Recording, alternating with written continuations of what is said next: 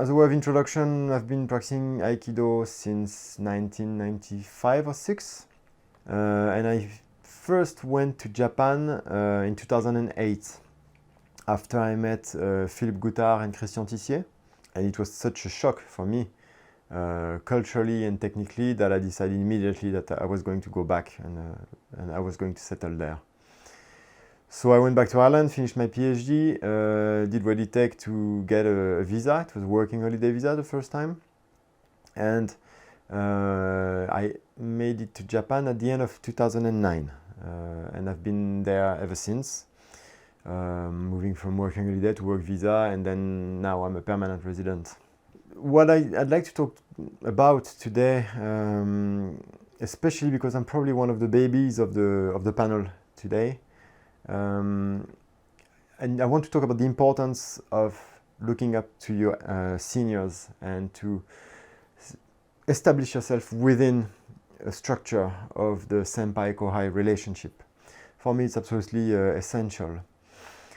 It's particularly essential in Hombu, which is a Japanese organization, which functions very much like one, and possibly one which is quite traditional. And even if your peers may be foreigners, those who've been here for a long time will behave a certain way, which would be quite different to what you might see in the West. So the first thing that happened to me when I came to Hombu is that I came with no letter of introduction, nothing whatsoever. So, okay, long story short, didn't talk to anybody. I was thrown by some of the teachers because they did notice that I could take some ukemi, so Miyamoto sensei threw me, Osawa sensei. But again, no relationship whatsoever. And then after a while, that came the first time I actually met Didier Boyer, who is talking today. I don't know if it's before or after me, we'll see. And I remember I was folding my hakama at the end of a class quietly, and he comes to me and he says, you're not folding your hakama at the right place. Go somewhere else. And I said, okay, that's not very nice, but okay. He spoke to me in French. So at the moment I take my hakama, by the way, he was right. I was folding it kind of in the way, in front of the door where people enter and leave. So definitely not the right place. So he was right. So I take my hakama, and at the moment I turn and go to fold it somewhere else, he grabs my shoulder and he says, oh, and by the way, your tai sabaki is shit. So I was like, what? And I got annoyed. So I didn't know what to answer. And he said, let me show you. And I think I answered something a little bit rude to him, saying, no, let me alone. Who are you? I don't have time. And I went and I left. I went to the changing room, and in the changing room was a friend of mine who had been here in Hombu for a long time as well, David Frickholm. And he says, do you know who that was? And I said, no. You can't talk to him like this. I said, why? He's an old grumpy, man. And he says, no, he's a Shihan. You can't talk to him like this. And David started to tell me, okay, he's got his own character, but he was actually trying to help you. I said, really? Okay. I left anyway. And then, to his credit, Didier, next class maybe, came back to me and gave me some more instruction in his own very direct way, which this time I took on board because I could appreciate that he didn't have to do it, that he was actually giving me valuable information that he had to learn at some point himself. So he went out of his way basically to educate me. And I started to appreciate this. He doesn't do that for everybody, but I think now that I know him a little better, when he sees something in somebody, he's very generous in that sense. Always a little bit rough around the edges because that's his personality, but that generosity of giving. And little by little through Didier, I started to learn how to behave, where to fold my hakama, where to bow, how to move. I learned a lot technically also from Didier. And also he started to invite me to the socials that we used to have with Miyamoto sensei and his students. And at the time, those were very exclusive things. We were rarely more than 10 in those socials, 10, 12. There were like people like Didier, Manolo San Miguel, John Brinsley, Gabriel Weissman, Laetitia Sakai, who I think is talking today, a core group of people around Miyamoto Sensei. And I got within that group, kind of in spite of myself, right? But again, it's that group who decided to actually take care of me to some extent. Laetitia walking me through how to behave during those socials and not to say something that I might regret later. A number of times that she slapped me behind the head and said, "No, you can't say that." So learning from every one of them, and which is interesting because before I came to Hombu, coming from France, I was planning to join or to become close to teachers who were popular in France, such as Yasuno Sensei or Endo Sensei. But it didn't happen like this at all. I became closer to that group, Miyamoto Sensei's group, more through personality, Miyamoto Sensei's personality, and that group's personality than anything else. So it happened very naturally. And people started to identify me as part of that group. And this is how I learned. And one thing that happened at the time, which perhaps is not happening so much now, which is maybe a little bit of a shame, but anyway, at the time, as soon as the first person took ukemi for the teacher, you would run at that person and try to train with whoever it was, because you knew that you probably would have a very substantial practice there. Or you would run to whoever was senior in the class, trying to train with them. And that's very much the culture when I arrived. And this is what I did, that's what I mimicked. So I would go to Didier, I would go to Manolo, go to John Brinsley. Not always very much looking forward to it, because in some cases I felt like it was too much for me. I felt like I might actually get hurt.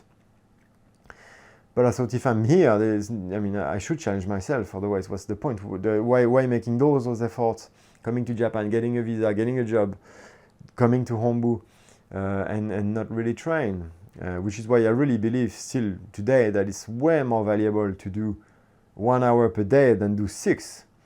But if you do 1 hour a day, be there.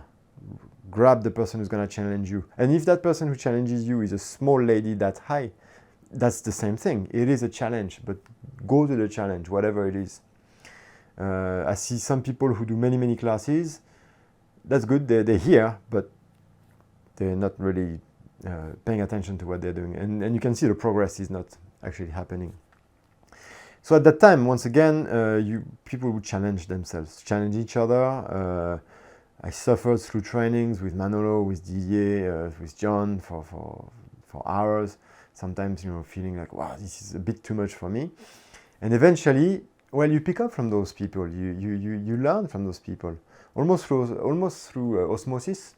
And I remember, perhaps that's the only compliment that Miyamoto Sensei ever paid to me. I spent an hour with Manolo one night, challenging as always, of course. And Miyamoto Sensei came to me and he says, now you, Manolo, equal. And he didn't mean equal in sense of rank, because of course Manolo is much higher ranked than I am, or technically Manolo is much more experienced than I am. What he meant is that now when we practiced together, there was a balance that had established itself. He was no longer beating me up to a pulp, but at the same time I was no longer overprotecting myself, and there was something going on. That an equilibrium that set itself through his way of not going beyond what I couldn't take, but also through my way of learning to take and to do technique on people like him. And after all, this is the goal of Aikido, right? Who cares about ranks and technique and so on? We're supposed to take an impossible situation to resolve through difference of technical level or body size or strength or whatever, and to resolve it, to give it some balance through practice. So that was very meaningful for me as a comment. And most of my progress at Hombu has happened thanks to that group. Of course, I've become close is not the term, but I've taken a lot of ukemi for many other teachers. But the group that I consider is my place is Miyamoto Sensei's group. regardless how often I go to train there or whether I go to see other teachers as well. That is how I learned. That is how I got through the ranks, not Dan ranks, but the ranks in terms of a group. And you have to find that. If you come to Hombu, try to find that. Try to find somebody who's gonna spend the time, like those people spend the time to guide you. That's the most important. You cannot progress on your own. You cannot try to become the direct student of so-and-so Doshu or Shihan or whatever. That is not really their job to actually teach you directly. They give general instructions and those ripple down through those parallel vertical channels. So find the right people, establish the relationships, and then you're gonna start to develop your Aikido. If you don't do that, you can say that you came to Hombu and trained for 6 hours. That's good, but everybody knows that, okay, you didn't get much out of it. So it's essential. And I hope that if you're planning to come to Hombu, or if you're at Hombu, you can find that. And you can also train in a way that those people who are watching you, your senpai and your seniors are watching you. And you display something that makes them want to go and help you, really. That's what it is.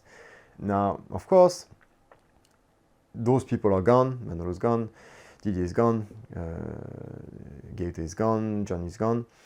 There are a few of us who stayed, John Presley, Laetitia Sakai, myself, and of course a bunch of others in other groups.